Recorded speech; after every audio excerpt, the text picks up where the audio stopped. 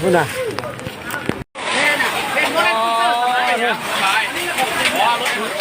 มองเทียบเนาะพอจำด้วยใครเนาะนู่นน่ะรถคันนั้นบุ้มวัดรถคันนั้นรถคันนี้แหละเดียวนี่รถคันนี้แล้วแว่นไปเลยแว่นหน้าคุณรถเก่งขนาดนั้นกันแตกรถ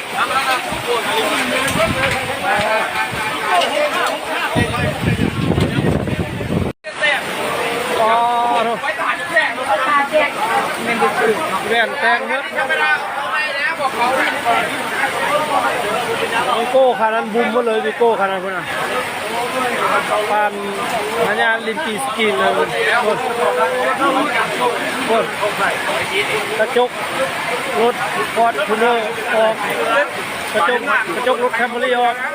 กระจกรถฟอร์จูเนอร์ขนาดก็ออกไ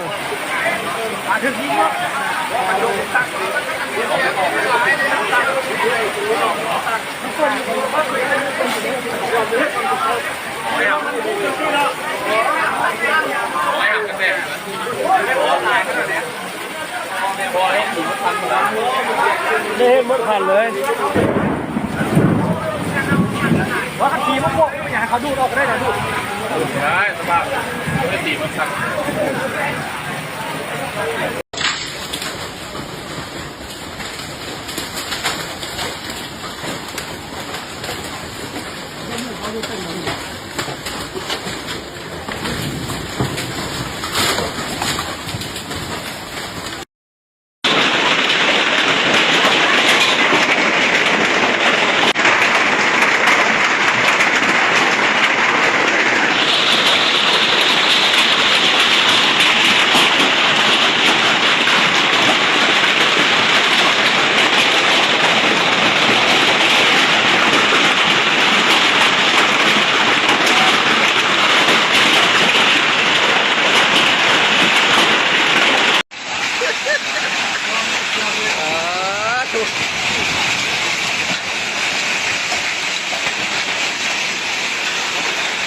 เกิดน้อยก็เคยเห็นทีเดียวนี่น้องเลยตาย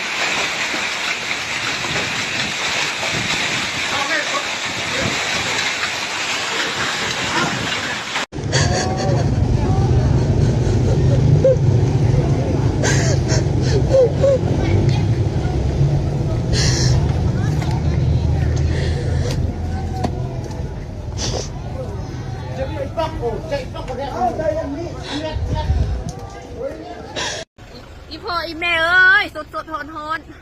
มาเทปตุ๊กอยู่ยังกันจะเบิ่งรถข่อยแตกมุดเบิดเลยแหลมบ่พอจอดไว้อยู่นอกอีกได้ฮะนะ4 คันบ่ฮู้ว่ามันสิรอดหรือมันจังไดป้าสูจังให้ครั้งแรกของชีวิตที่ขนาดนี้แล้วเฮือน2 บอนแล้วเฮือนจะเป็นแนวไหนยังบ่ทันฮอดเฮือนเถื่ออันนี้ยังฮอดแต่กลางทางป้าปุ๊บพุ่นนะเพื่อนคนมุ่นปุยพุ่นนะหลังคาซอดเบิดพุ่นนะนครหลวงเวียงจันทร์เด้อว้าที่ถูกเกิดมาหาแต่เคยเจอมังเฮ็ดพุ่นนะมังเฮ็ดนะปอนซ้ำหน่วยไข่นี่พุ่นนะเพื่อนคนนะพุ่นนะเป็นหูจงโป่งเจงเป้งอยู่ป้าเนาะกระเบื้องนี่ถือว่าเอาบุยูเนาะกระเบื้องเนาะพุ่นนะเอาลูกซิ่งเก่าบุยูพุ่นนะน้ำกรนะน้ำกรน้ำมังเห็บนางคาซอสมันพุ่นมังเห็บนะ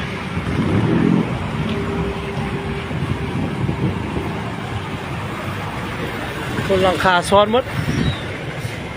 พุ่นเป็นหูจงโป่งจังปางพุ่นป้าหลังเลยมังเห็บเพื่อนถือว่ารู้เบิดว่าหุ่นหลังคาเป็นหุ่นจังปงจังปัง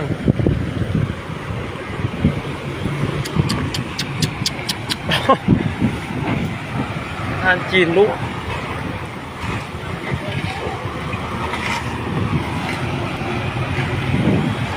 ดีพวกนี่พวกเฮ็บนะข่าวจั่ว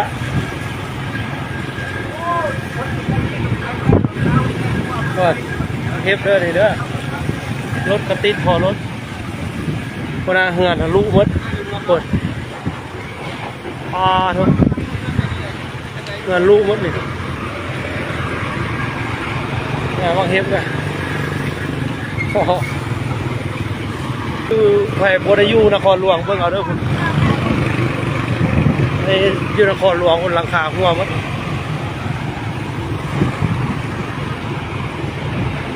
วันนี้วันที่เท่าไหร่วันที่10วันที่22ป่ะคุณอ่ะลูกมดร้านค้าของกินซุปลูกมดรถกระติดพอรถคุณอ่ะบางเทพนะผ่านอยู่ต่างประเทศเลย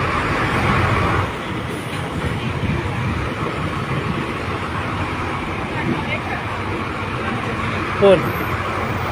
เหือนหลังนาเฮ็ดยังบ่ทันได้แล้วยังบ่ทันได้ขึ้นเด้อคุณหลังคารู้เบิดงานขายเครื่อง รู้เบิดงานขายเครื่องสังกะสีมุ่นปานเต้เฮ็ดห้องเฮ็บ โอ้เหือนหลังนั้นได้มุงไม้หรือว่ายกหลังคาไม้เลยขนาดรถมุ่นมุยคุยเหือนหลังนั้นก็ยังบ่ได้ขึ้นอยู่ครับ4 แพ็คของมุ่นมุยคุยคุณน่ะกระเบื้องคุณน่ะคุณเหือนนี่นะเพราะว่ามืดเลยนะคุณน่ะมักเฮ็บนะเหือนบ่เฮ็ดพอคุณน่ะก็เบิ่งหลายบอลเนาะ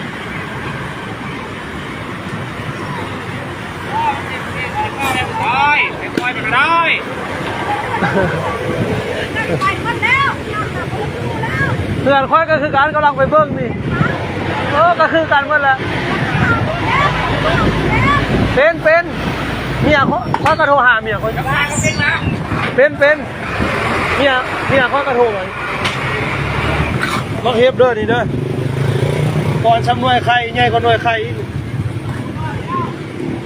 คุณอาหลังคาพูดคือว่ามุ่นปุยมันเนาะเหือนเนาะเบิ่งเด้อผู้ใดอยู่ต่างแขวงเบิ่งเด้อรถคันนี้ชอบด้วยน้องว่าแว่นไปหาเลยแว่นไปหมดเลยคุณอาเฮ็บคุณอาเหือนหลังนี้หาแต่สร้างที่เหือนหลังหลังนี้หาแต่มุงกระเบื้องแล้วคุณน่ะเบื้องเอาเด้อหาแต่มุงกระเบื้องแล้วหลังโคตรหางขายเครื่องนะมูลปานเตเฮ็ด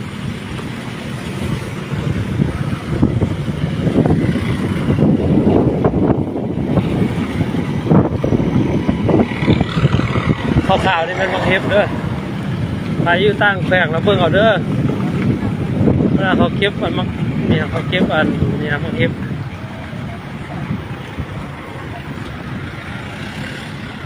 มารถนะหลังคาซ้อนป้าได้หลังคาไหมหลังคากันแล้ว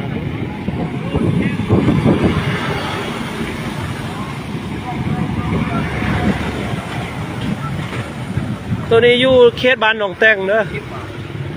เขตบ้านหนองแตงถือว่าเข้ามาทางต้านมูลถือว่ามูลอุยปุยนครหลวงเขตใดก็น่าจะคือกันเบื้องหลังใหญ่ครับกระเบื้องซีแพคแต้มกระลายพวกอารูซิงถือว่าโบราณอารูซิงนี่อารูซิงนี่ถือว่าได้เห็นใหม่เหมือนอารูซิง